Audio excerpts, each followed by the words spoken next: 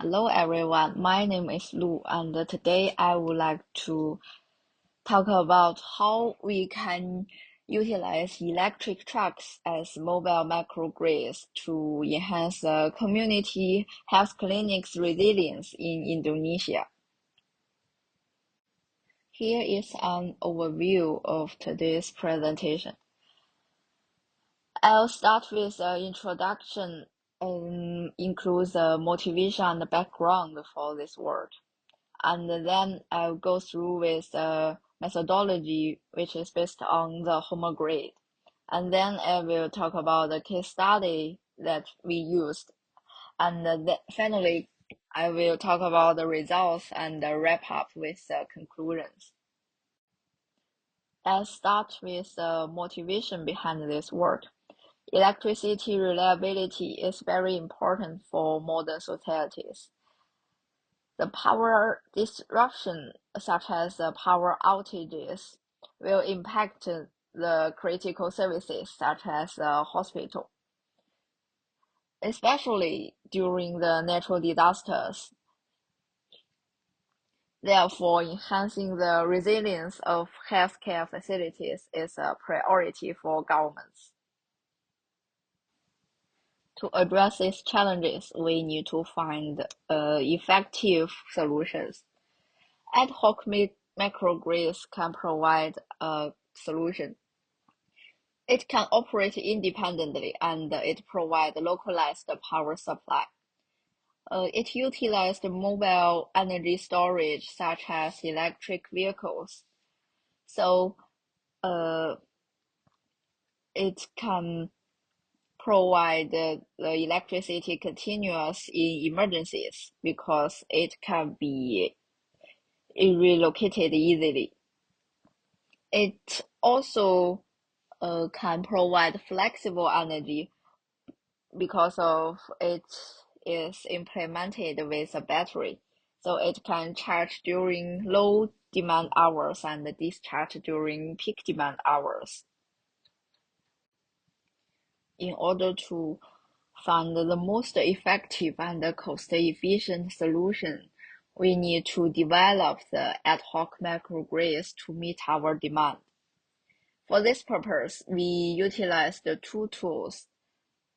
The one is Grid. We used it for modeling and simulation.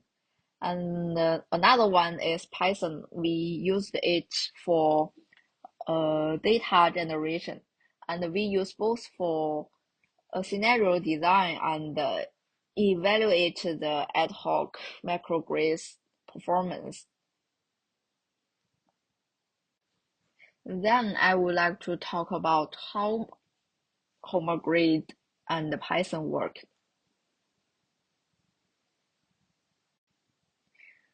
We use the Grid to create PV production data, and we also use Python to create electricity load profile. And then we use both Grid and Python for simulation and to design different scenarios. And finally, we use Grid to calculate the cost and then to get the most cost-effective solution. Grid can also simulate power outages. In normal conditions, the hospital are connected to the main grid to get electricity supply. And however, when outages occur, the connection disappears.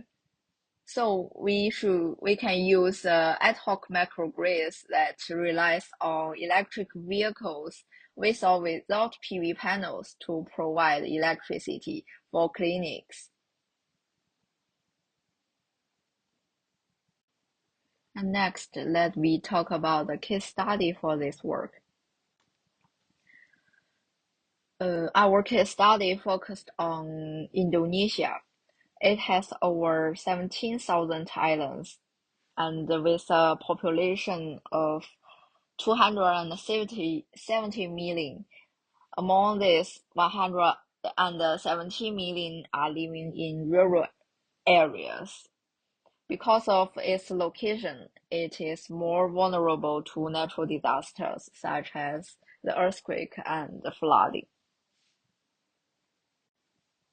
There are over 10,000 community health centers in Indonesia in 2021. They are divided into 3 groups based on their daily electricity consumption. The small size clinics and the medium size clinics and the large size clinics.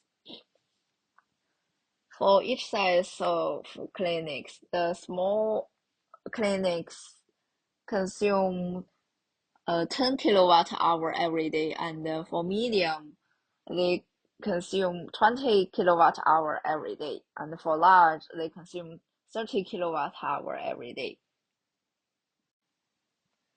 For this case, we use the 3 types of electric truck from China because they are cheap and easy to import. Each truck has different price and battery capacity and also the dimension.